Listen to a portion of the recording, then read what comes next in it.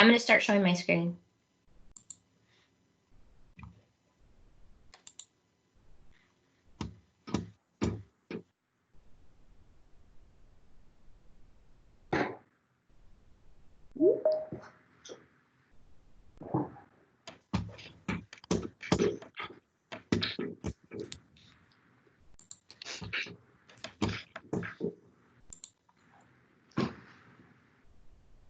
Well, hello, everyone. My name is John Bass. I'm the Chief Operating Officer with AESA.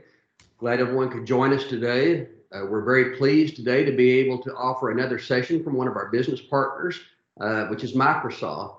Microsoft has really stepped up and helped AESA and our members by being able to provide tools for our members to use as they work with school districts and students. And this new normal that we see is really not probably going to be changing anytime soon. And so we're very glad to have them as a partner. They've done an outstanding job and have been very generous in providing their time and expertise and their products to our members. So again, a big thank you and a shout out to Microsoft for all your help to AESA and our members. Today's session is on how to use Microsoft and to improve your professional development across your area that you serve, the school districts you serve. There are so many ways to be able to use Microsoft to assist with this, and we're very pleased to have with us again Geri Gillespy and Renan Friels from Microsoft to be able to help us with this. But we know that professional development is one of the things that all of our members across the country do. There may be many services that are offered in one state, not in another. But one thing that I do know is professional development is being offered everywhere, and we're having to look at how to do this in a new way, doing it virtually. We're not able to have our 20 to 25 to 50 people come into a session, train, and then continue with business as normal. That's not the way it is right now. So we're very pleased to have Microsoft today, and I'll quit talking and turn it over to our specialists who really know the technology. Geri Gillespy, thank you for being with us today, and I'll turn it over to you. Awesome. Great. Hello. I'm so glad to be back here again. This is starting to feel like my second home, and I love sharing the resources and what we have here. I'm going to get set up first here, just making sure. This screen, of course, you should hear me talking. If you do not hear me talking, we need to make sure that we've set up your device settings and looking for those 3 ellipses here, and then making sure that you've got your speakers and your microphone and that all working. So if you can, and hopefully also we have our chat feature when you are on here, being able to chat as far as adding comments or that, please look right now and see if the meeting chat's working for you. If you do not have the meeting chat, it may have to do with settings in how you're set up in your tenant, and also how we've set up and joined the meeting. However, we will find some ways for you to get your questions answered, because that's very important to us. If you can hear me, or if you have the chat, can anybody go ahead and maybe put a chat in there right now so we can tell if the chat's there? Renan is there monitoring the chat, so feel free to add questions. Awesome, that's great. I can see people have got some access to chat, so that's great. I'm going to turn off my phone. It's a great reminder to me also, so that we know that that's there. All right, let's dive in and get started. Yes, today webinar agenda. Yes, I am Dr. Geri Gillespy. I am a program manager with the education engagement team here at Microsoft. I'm also now, I'm going to stay here. I'm going to be with you, but I'm going to turn off my own video just to save some bandwidth on my side. I've got some young teenagers and adults that like to stream and not through my house. So just to save some bandwidth, I'm going to go ahead and turn my video off. If you're having trouble with bandwidth, that's another way to help save even your own resources when you're attending a webinar or that too, meaning the video that you are sharing of yourself. It's also helpful because these are recorded, so you know that your face is not appearing there or anything in a recording too. So you can go ahead and turn your video off for that reason. Really what we're going to dive in today is we're going to talk about how to set up some different kind of support systems. I'm going to talk about from a service center area where you are, similar to how I was in a district office and had to have that level of support. I'm going to give an example maybe of some schools of how they can support because of course you can transcend this, but also if you support some schools that might be asking these same questions, I have a few demos for that in there. I'm going to talk about how to utilize outside resources and what that's going to look like, and then just give some examples of ways of online meetings and how to use that. And we're going to dive into sharing our screen and being able to look at that. Moving on here. Again, always start with my norms and expectations. If you have been in any of these sessions previously, you know how much I respect your time. I want this to be a valuable resource for you, so please engage, ask questions. I have followed up. I've had quite a few people actually follow up with Renan and I after these webinars, and we were able to help and work with them. So it's been just a great experience seeing people starting to be able to utilize these tools and learn more. Please keep your mic muted so that everybody is able to hear what we have to say. And then, as always, enjoy the journey. You're going to see today, Renan and I are actually going to try even something on here in this demo to show how we can jump in and get a little bit more engagement. So please enjoy the journey and see how moving forward with these, it's technology. Sometimes things don't always work the way we have planned. However, getting your digital literacy skills down and getting comfortable with this, it just keeps getting better and better. Available resource links are going to be throughout the presentation, as always. I will send out the PowerPoint later, and then these are recorded so that you can share or watch again later. These are other ways for you to find me on Twitter, LinkedIn, Facebook. That is my email at Microsoft, and then also I added my website. It's in progress. It's just a way for me to share resources with people there too. So lots of ways to get a hold of us and ask some questions. And then, of course, best way is through our professional learning network that has come with our enabling remote learning community. Please feel free to join in here. There are different channels. You have access to my team that even has IT support. So if you have IT, even your IT department or admins, and have questions, this is a great way to get back and have that product engineering support also, in addition to the instructional side of support in using these tools. So that's always available for you also. There's a link here in that PowerPoint for you to be able to join that community. So first thing we're going to do is setting up our workstation, and I'm going to dive into this today because this is going to be pretty much essential. I'm going to escape here and I'm going to go ahead and go into online, and I want to make sure I'm going to do a check here. Let me move this out of our way for right now. I want to make it sure, check everybody can see my screen. Renan, can you see my screen totally? Because I want to make sure everybody can see this window. Yes, ma'am. All right, thank you. So office.com, we've talked about before, and in all of my other webinars and sessions, I've told people to set up your system, come here first. This is a way for you to get to your applications. It's an efficient way to show all of the kind of applications you would use during the day. I come here and this is where I'd set up my mail. I set up my calendar. You can open your OneDrive, all your tools, because this is essentially your little toolbox that you're going to be using through the day. It's essentially important if you're going to be offering some support like this over line, because what you can also do is you can have someone open up a Teams window in addition to the Teams on the call that they're on. You can have two sets of Teams open. And the reason you want to do that is because I encourage you to dive into Teams. You can see I have two versions of Teams here open. I can come into this professional learning community, but I can come over here and I can actually dive in and get to work here. So I'm on a meeting with you, I'm in a separate team, and it's demonstrating for you. It's the same kind of setup. You're going to want to make sure you get with your participants in your professional development sessions, training sessions, PD, because the idea here is getting them involved and engaged.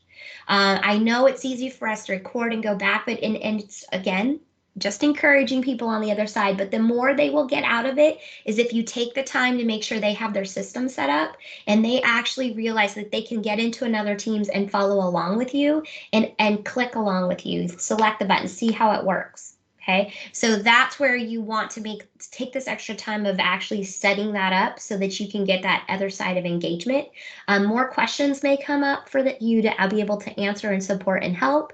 It goes back to that same quote that I love by Benjamin Franklin that talks about, tell me and I forget, teach me and I may learn, or teach me and I may remember, but involve me and I will learn.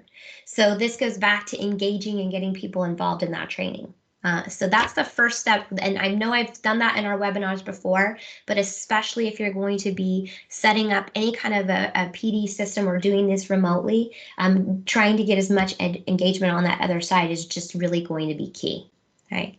The next thing we're going to talk about is actually the type of teams. Now, in the other sessions that I did, we talked about, again, just a little reminder of what these parts of teams are. Remember, this little solid bar is your me side. That's what you call the me space because it pertains to your account. This middle part, remember, is our we space. I have opened the grid view versus the list view because I prefer the grid view. All right. Over in my right-hand corner is my profile, of course, here. I can see what my status are in those key pieces. Join and create team. I'm going to come in here because I want to talk again and go back to those different types of teams again. Okay. When you have a team here, you may be using, especially if you're going to be doing a PD session, that is something that you're going to send out to a multiple number of teams and you want them to join your team.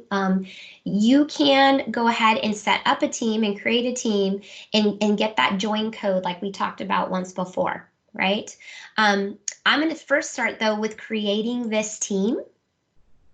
Remember, these are the 4 types of teams that you're offered in education. This is what is different between the education side of teams and the enterprise side of teams.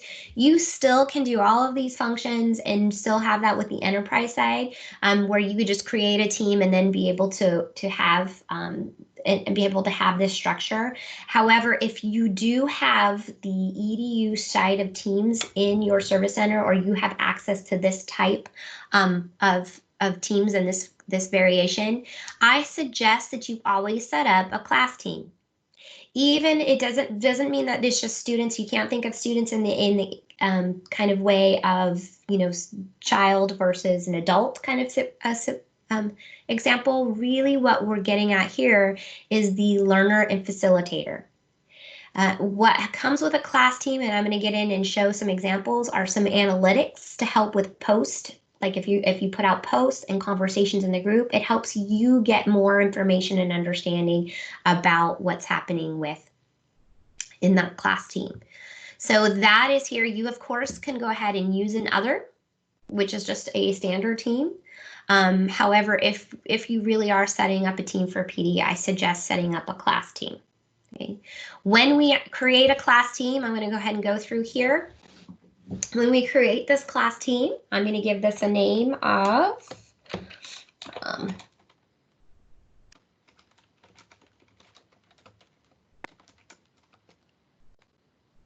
and now this is another key. This is something that we used.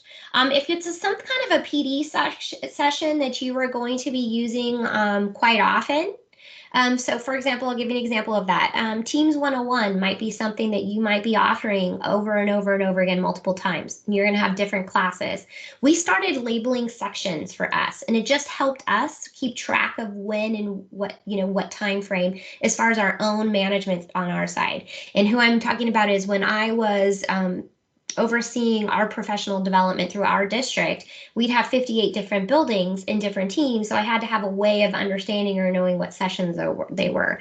Of course, if I just had a PD session that was addressed just to one building or that, I could title it that by that building. However, often the case was I was having one type of PD session where I had multiple people coming from the district. So this was the way we used around is we actually broke it down to like sections.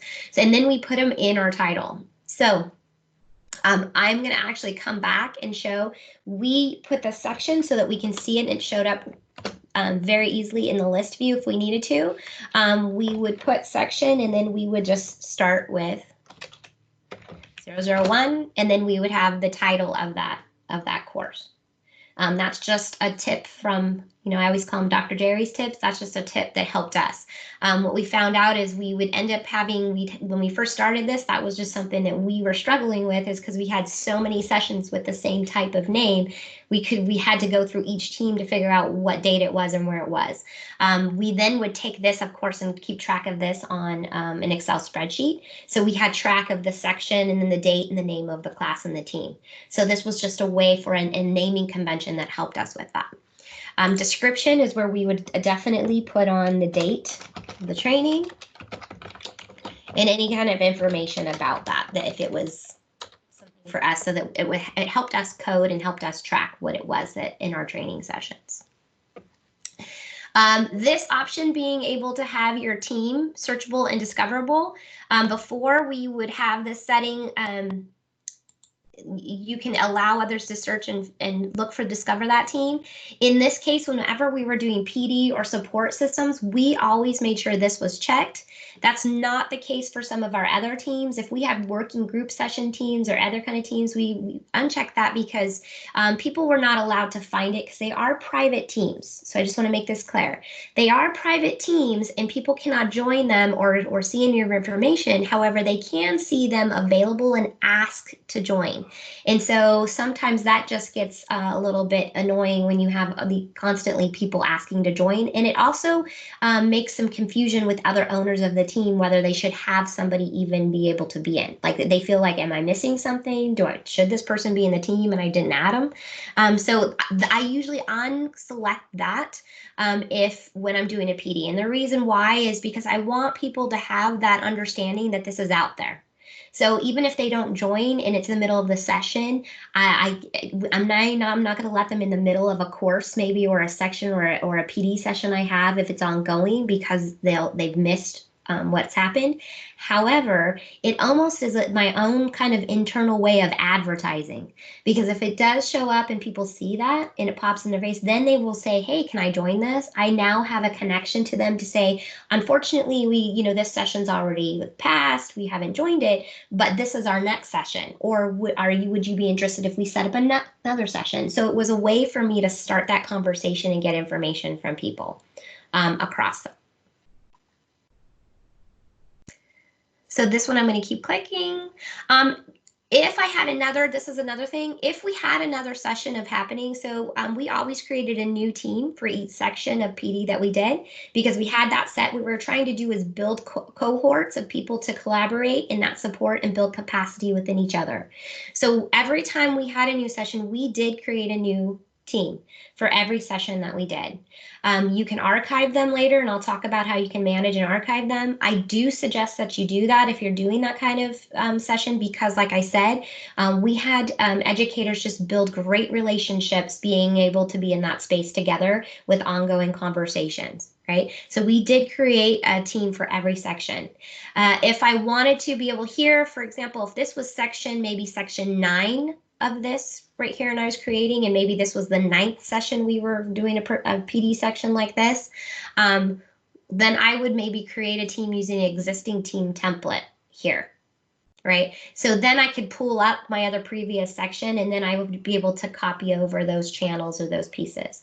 Now, files do not automatically transfer over yet, but that's okay, because there's an easy way to be able to transfer, and I will show you how you can do that and transfer that files and information over. But this is a way to just have that frame or structure for your class to be able to be repeated. Hit next. Here is where I could add students and names. Now, if I had a distribution list, or if I had a list of people that had registered, I couldn't type in names.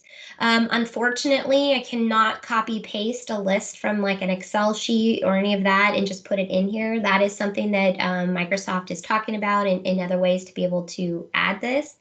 There are workarounds as far as you can create a distribution list in your Outlook, in your email Outlook, with those names by putting those in a copy paste format. And then I could add a distribution list in here and find one if I had one available, and you could add members that way.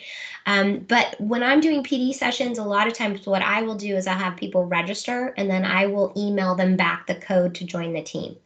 That way it helps me also as far as seeing who's really interested and who wants to come, because a lot of times, people will sign up for PD and then life happens and they're not able to join. When I do the join code, it almost was that extra step to see who was really interested in the PD session or in the training session that was going to be coming up. Okay.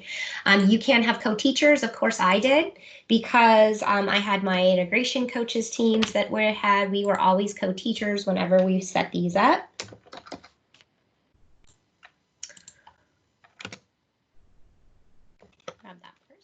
There we are. Must click on it.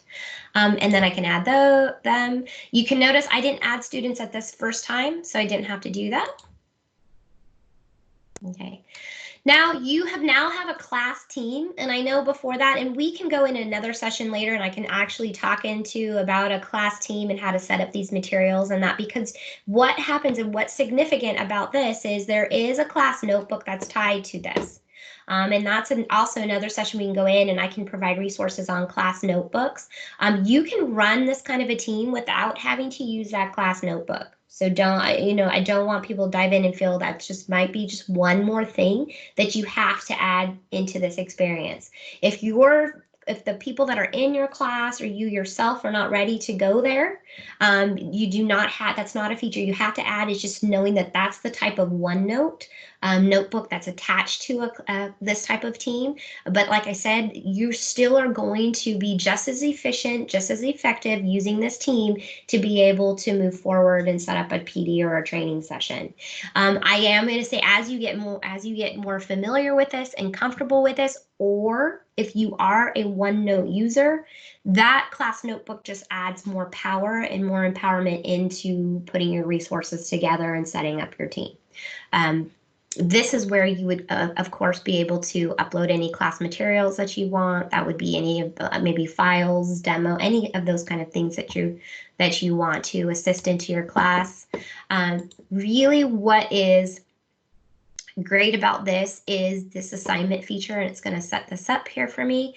You can see where you can create assignments and quizzes, manage timelines. We really are not going to be setting up. You can see here I can create assignments and quizzing from existing quizzes. I'll tell you how we use these because that's actually a Microsoft form, and then assignments here. Our first assignments is just a way for people to be able to go out and actually create things as far as adding in assignments that we would do. Our first assignment we would be like, get to know you. Okay, and our instructions would be here. Please share. Please share one idea, concept you want to learn from this course. One fact about yourself. Just those kind of open up things. And then also just anything right now, what you might be worried about. Something that you're looking forward to. I always talk about those, especially coming back, to wish. It's on that idea of adult versions of To Wish and a Star, right?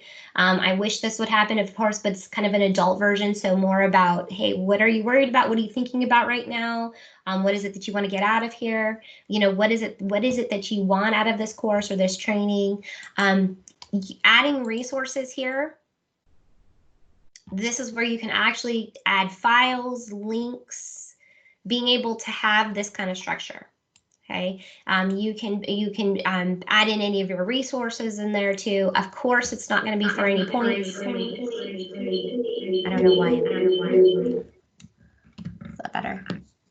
Okay. It's not going to be for any points right now because it's a collection basis, and then I can assign it to this class and all the students. Worry about that. I'm just going to assign this right now.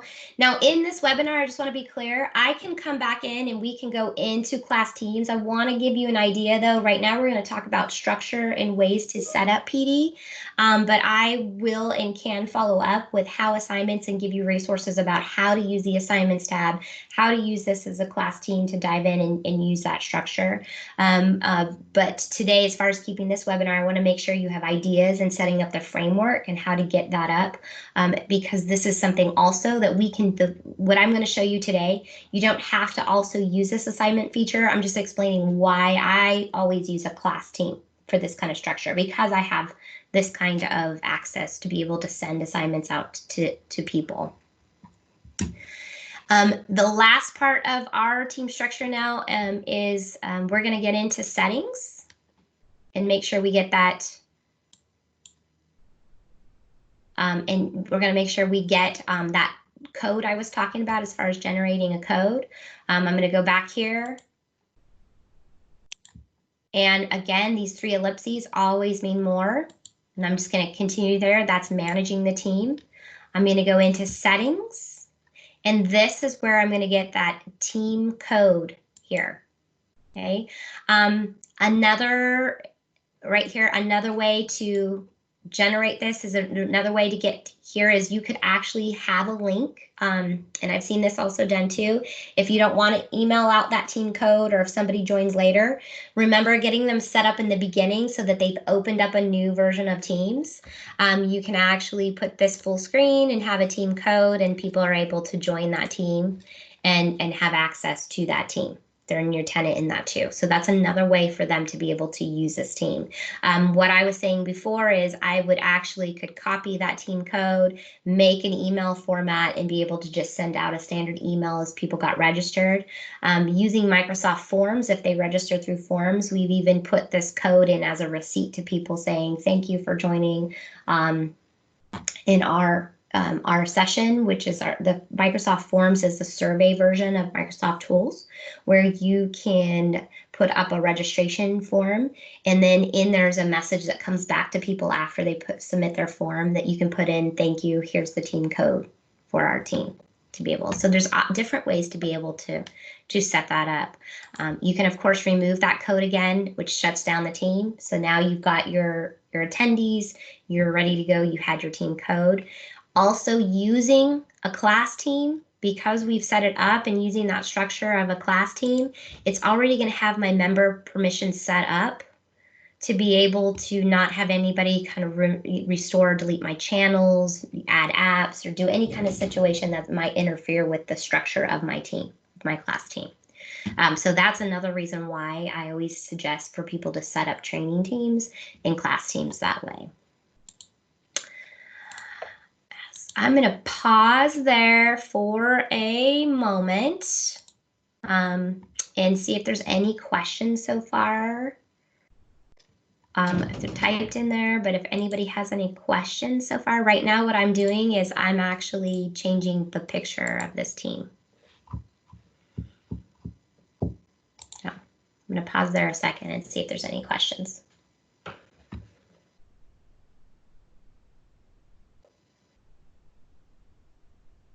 Okay, I'm going to move forward.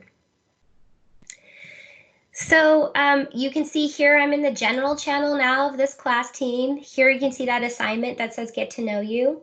Okay, when I was talking about earlier too, as far as even in assignments, this actual being able to create where we said assignment or quiz, that quiz is just going to be a Microsoft form. And I'm going to get into forms in just a little bit and talk about how we use those forms. We would use these forms even as a sign-in. We would create a form that we already had created as a sign-in maybe, or any way to gather information.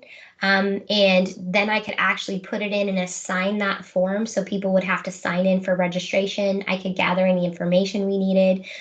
We actually have a pre-assessment, which I'm going to talk about here too, and give you a demo, an example of how we used our pre-assessments and forms to help build the structure of our training sessions too. Okay, but I just wanted to show you why we also use this in this assignment feature. Okay, I'm going to actually jump into an example of a professional learning team that I already have set up. Okay, so when you're setting up your team, and remember, these are always just based on from my experience and what we used in my district and other sessions in that I've done. So please take that as just examples of how you may want to set things up and how they worked, and giving you some ideas of moving forward. Right. This is an example of a book study that we did. We actually had a book study with chapter area focuses.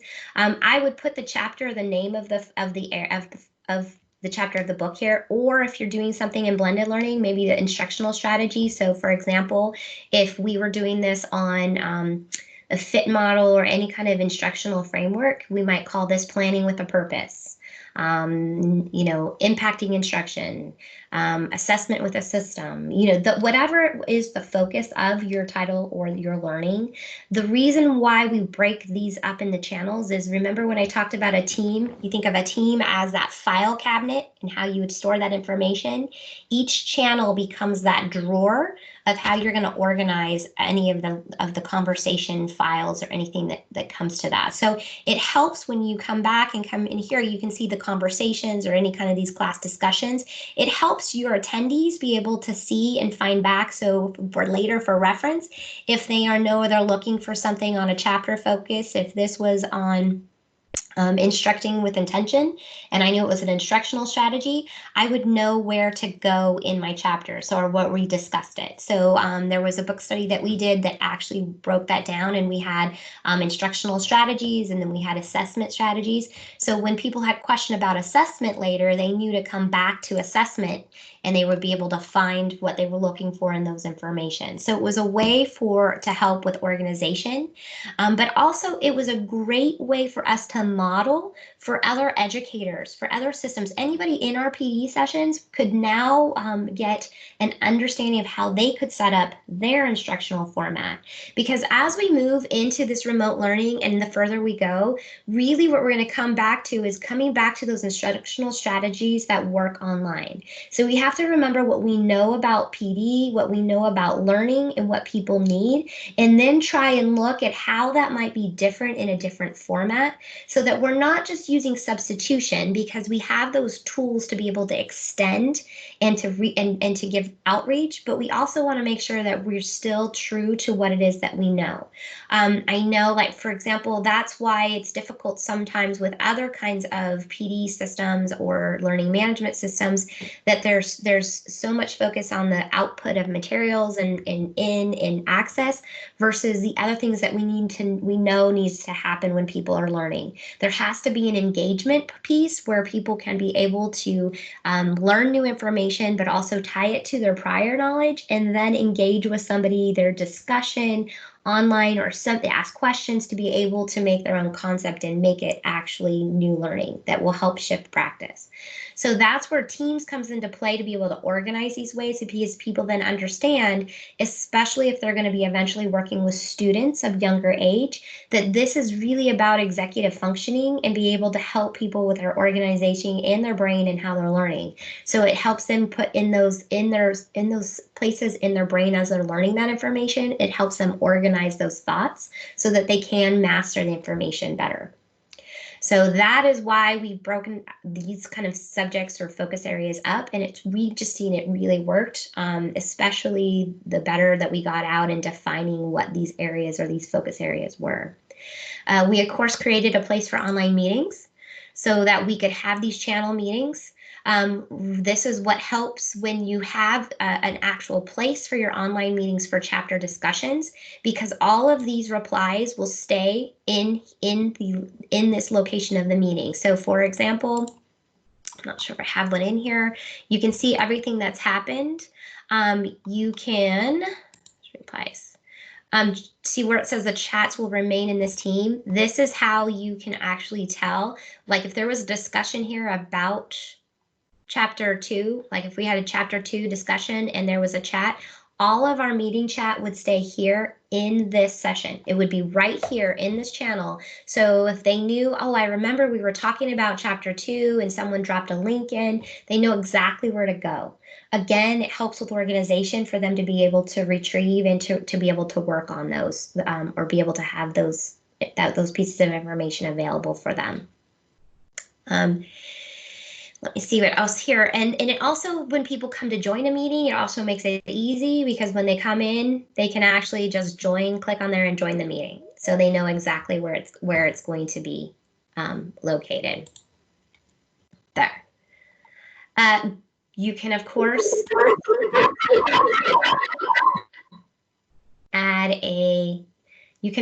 add a session for highlights and celebrations. This is where you can record where people have seen. You can add praises in here with your with the tools that are available here. Additional information or resources. This became a place for really seeing where people can take off and add additional resources as they're learning.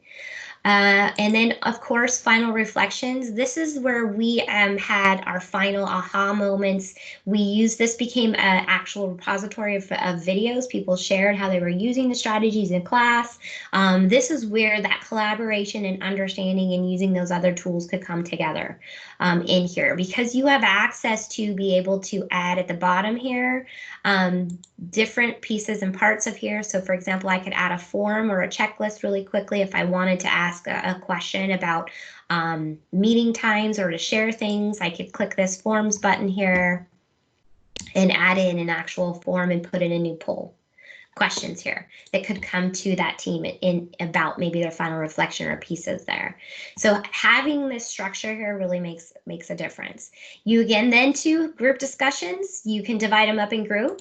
When we come to group session, you can actually have a space and divide up groups. If this is something we really honestly used more for courses, so if we did PD credits, so if they were going to do a 15-hour course, we did a lot of our PD credits were for credits for education credits. So if they're going to set up a PD course, we did have some group activities and discussion. You can set up a private channel because that private channel, remember these 3 ellipses here, always allow you to manage that channel and add more. But then it was easy for them to be able to come and hit this meet now, and they could actually just meet as a group. You can see me here. See, I'm still around.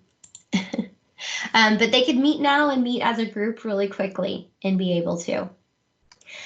Yes, you can, if you need to. The only thing you can't change in this is you cannot make a channel private or public. There's a question in the chat about rearranging the structure of a channel. You can rearrange the channel structure as far as you can add links and you can manage the people within these channels. They also have their private email address. The only thing that you cannot do is you cannot make a public channel private and you cannot make a private channel public. So that means when I create a new channel, and I've done this before, and it has to do with the setup on the back end of SharePoint, because it has to do with how these files and the permission levels that are set. So it seems like I should just be able to switch back and forth, but it doesn't work that way, because really what's happening on the back end is it's changing the permission levels so that only the people in that private channel from the team can see the information that's in there. So that's why you can't. But this is where I was saying when you create that channel, you have the option to make it private right here. Or you can make, of course, standard where everybody can see it. So if I was going to make another private channel and I was going to make a group in here, this would be group C to follow my format.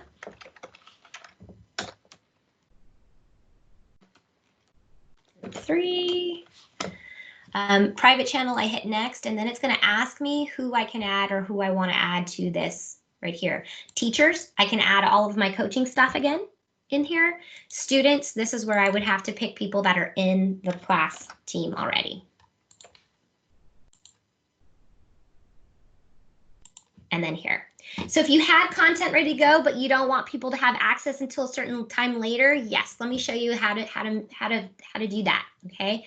So there's a question about having the content and wanting to have it on there. Anytime you have a file, I'm going to go back to a team that I know I have some files in. Let's see, I know I have Mrs. Reynolds' 5th grade team. We have some files in here. So you can maneuver and move files from teams and copy all the time. So when you have here, this is a test document here. I'm actually in this 5th grade class. right? Another class. So I always had, for my team, we had a master training team that was just myself and my team, and where we kept our master training documents content in there. When we wanted to move any of our materials over, you can actually copy. And it's going to ask you, you're going to come to this window. If I click on these arrows that come here, I'm actually, you can see it's kind of backing me out to all different kinds of places. Now I can come here and be able to find the exact team that I'm looking for and be able to add in and copy what I want, and then be able to copy the content in later when I'm ready for it. So that means that I don't have it, so it wasn't here before. So right now I know I copied from the 5th grade. You can see my message that one file's been copied over there. I copied here because in my team right now, this is where I knew I had file for you to access really quickly, but this would be my more master team of training team that only myself and my training team had access to. And then when we were ready to send the content to other classes, then that's the format we would follow. And now you can see in here in the files, you're going to see that document there. So that way you have control and time when you want people to see your content and when you want to add it in. I believe that answered that question. And so if that's why I don't send it over until I want them to have access to it. So, all right. So that's a professional learning team. Another team that was really grateful that we set up or handy, and it was I think one of our largest success, and I could see is desperately needed. And I've talked to some districts around the United States and then some learning organizations across the globe, is what is your support system going to look like for, especially, we used to call them our baby teachers, right? Our baby teachers, baby administrators, those support people, those people that are not only learning right now how their own professional identity is changing and that structure, but also they're learning the culture of your organization.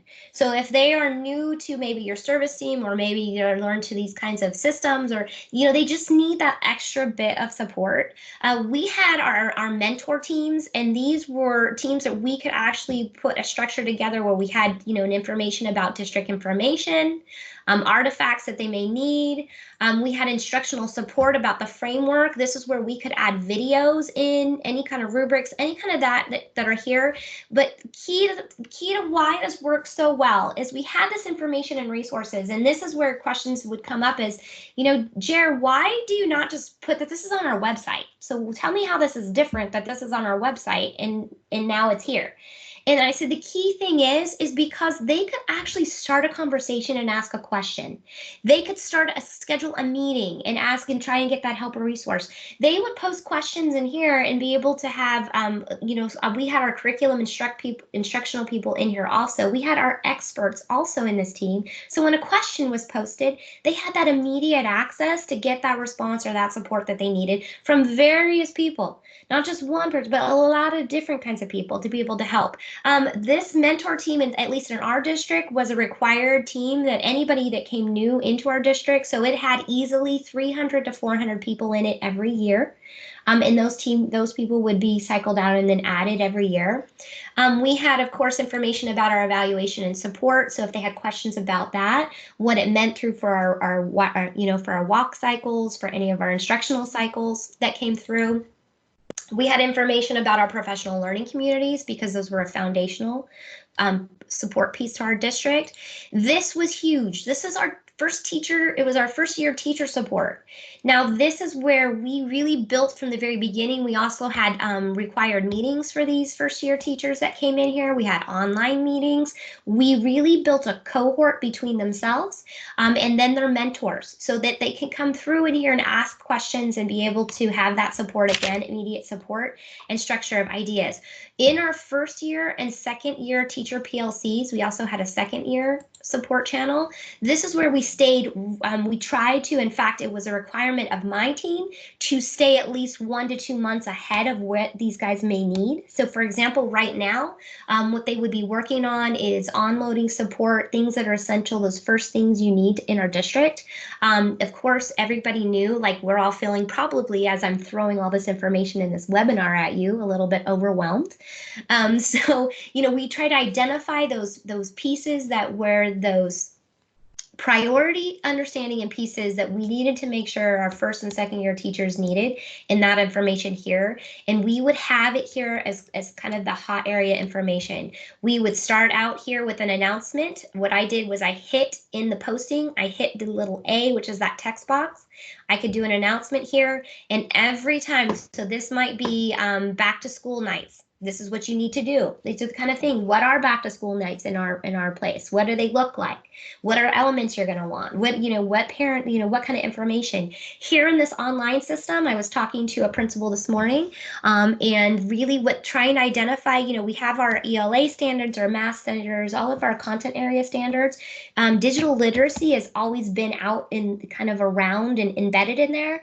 It's now time for us to kind of look and define for our own system, whatever's going to work in our own school, like here is your service center, helping them define what is going to be those digital literacy skills that they need. These would be places to put out of what the expectation, what it is that they want and support, and what kind of support they need to be thinking about here. But these were two very successful. We got positive feedback every year because we asked about this mentor team, and that was something they really appreciated. They felt it helped them be a little bit more successful. And then, of course, we had our elementary, secondary curriculum resources here for people to have. Okay, so those are two types of teams. The professional learning, again, we use for book studies. We use for even ongoing, just PD structure. That's how we structure even our courses. If we did online, even tools, if we were in a Teams class. If I was doing online teams, I would do here like about the navigation, Teams basics, navigation, I would set this up and how I wanted to use that. But these are really the structures that we used. We did have a blended learning team for online meetings, follow the same kind of things as far as guiding posts and those kinds of things. So questions about that so far? All right. So I'm going to come back to my PowerPoint here, make this larger. And I'm not going to take up my whole screen, so I want to come in here on this PowerPoint. I've put in different kinds of resources, of course, that are from Microsoft. Okay, but then I also have these tips from Dr. Geri. I talked about the different types of various support teams that we just went through and what that might look like. I actually also put in possible channels. So like, for example, if this was a channel, what kind of topics you might have in there. So that's information that you might be able to use. Again, just stepping stones that you may need. This is an example for maybe even a school team of what kind of channels you may have and what kind of information would be in there. But really what I want to show now too, and I want to make sure we don't get away from this because time's getting here, is how to request control. And I'm going to have Renan, are you still there, my faithful companion? Yep. So what I'm going to do is I'm going to have Renan right here. I'm sharing my screen, and at the top of her screen, because you may not have it there because you are attendees and we're having the presenter, but if you're having someone that's having an issue and they're calling and they need that one-on-one maybe support or help, this is something that we definitely showed to build capacity, how in our classes and any of our classes, we showed our teachers or any of our participants is how to request control or share your screen. Because sometimes even if you're on the phone, we've all been in those phone calls where they're saying you're trying to help somebody do something online and you're saying, no, go to the left, there should be a button that looks like this. You're looking for this word, right? So what we're going to do is she has request control. She's going to request control from me. And now on the top of my screen, and hopefully you can see it because it's at the top, it says that Renan feels she's requesting control. I'm going to keep presenting so you can see what's happening. I could put stop presenting, but I'm going to allow that. And you're going to see all of a sudden, you should see a little Geri and Renan floating in the screen. Okay, she now can say, Geri, go over here and click here, and I can actually follow her and be able to do what she's asking me to do, right? And that is how you can actually share your screen and be able to jump in. That's something we add to all of our training sessions, because if they're going to help each other build capacity and create that support team system, they need to be able to do that. And that is part of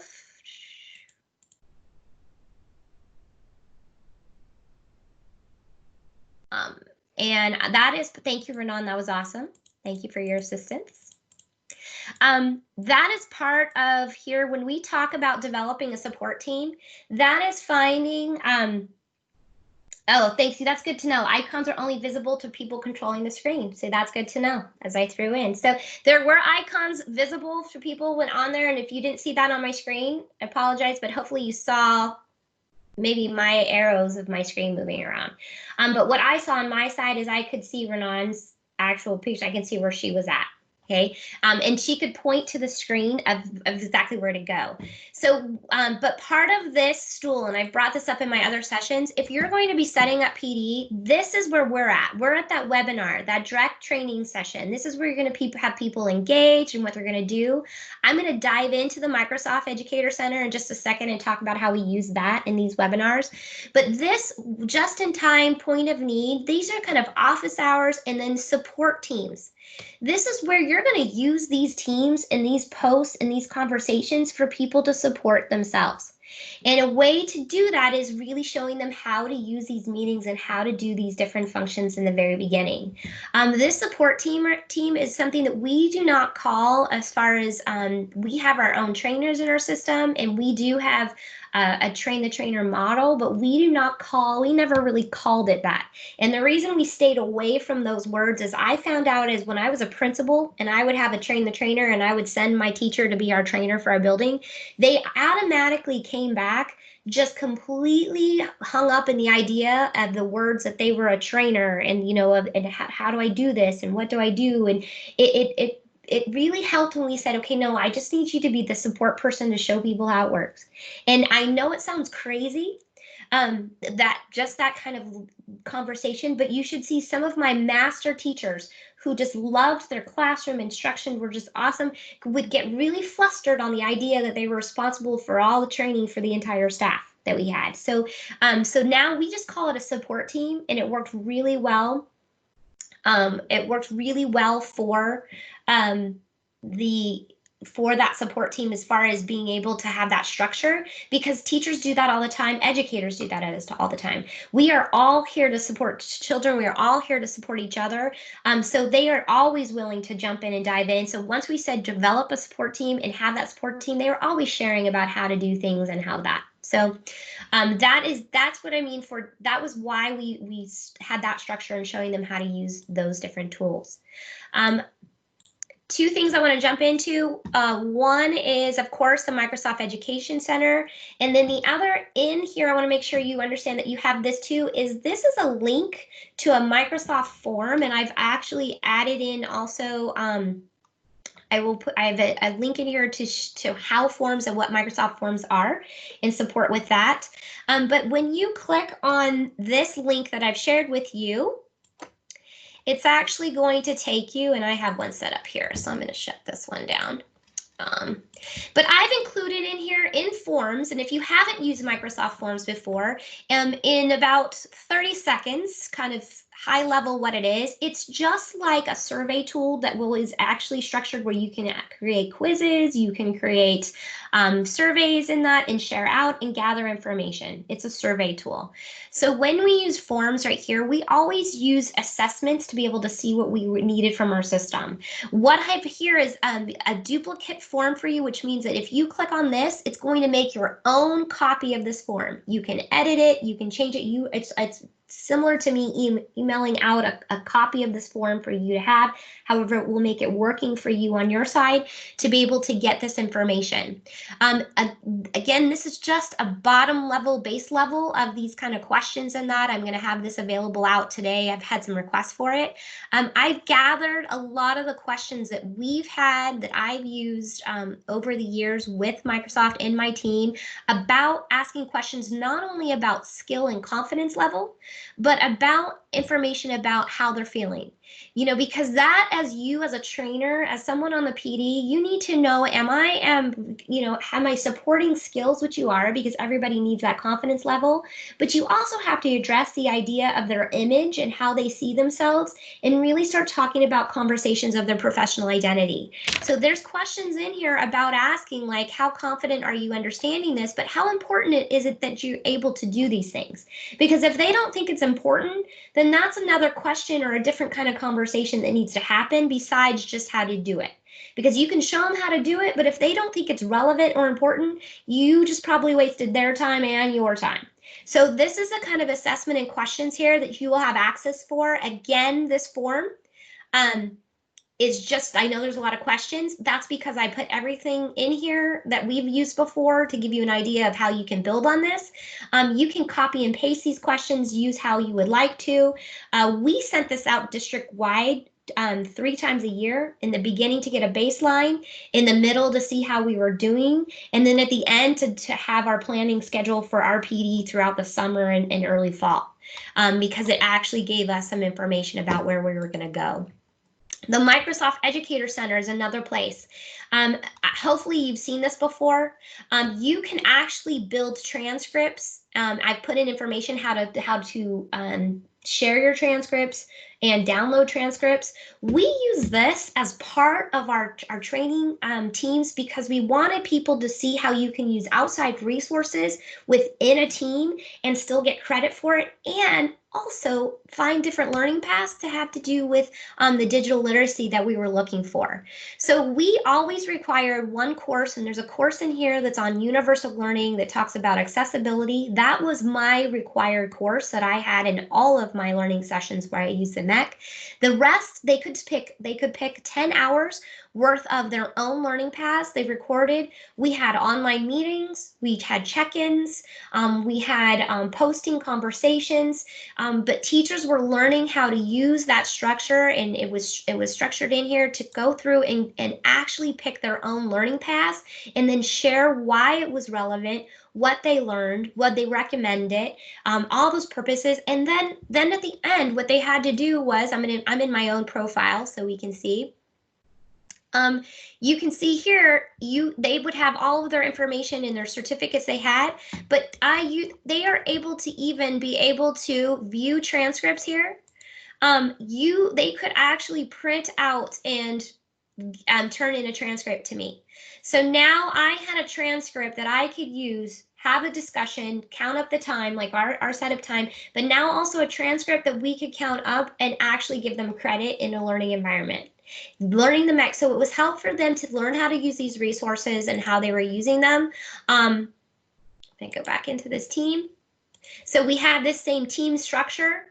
We would meet on here on our online meetings, but we would post questions, and every week or so I would post a question about what course did you take, what was relevant, why should somebody else take this course. It started the conversation in back and forth information and being able to use the MEC for them. So I know, again, I've given you a ton of information that's in here. Of course, you will hear, like, I have using Microsoft Forms, and here's a link of learning. This is the last thing I'm going to show you because my last 2 minutes, and this is a hidden feature that, again, was something that we started in every single session we did with students, adults, educators, learners across the board, is we showed them the resources they had right away in their Microsoft Office. So I'm going to, here we go. This right here on my Microsoft, using this Forms, your Office 365 page, you have access on this Office 365 page, and right here, this is the slide that talks about that. This is my tip. Why I had people also come here is that if you click or select one of these on here, so for example, if I'm in Forms, I can go to Forms, but I also can come here, and if I come to all my apps, and I have all my apps here, you can see this magic eye in any of these applications. If I hit that magic eye, it takes you right to the training center to learn more information. So that is that second leg of that stool of making sure that people had access to their own learning. And I know I'm done right down to the minute. Again, another fabulous session. Please reach out. Please reach out and let me know if there's any other questions, or come find me. Again, I'm building that website, so I'm trying to get this information out. The first thing I'm going to be adding is about assessing your system. I have a little video there. I even have Flipgrid to ask questions. So I'm done. 2 o'clock. Woo! Well, thank you so much. That's very good, Dr. Gillespie, as always. We appreciate it. You've given us a lot to think about, and very good questions from the group as to better how to use this. So thank you very much again for all your help with this. Awesome, and thank you, Renan, for jumping in on the questions. Awesome, thank you, Renan. I appreciate it. Absolutely, thanks, Renan. Again, if you have questions, please feel free to reach out to us or to Dr. Gillespie or Renan. We'll make sure we connect you at AESA. But thank you again for joining us, and we'll see you with our next event. Thanks so much for joining us today.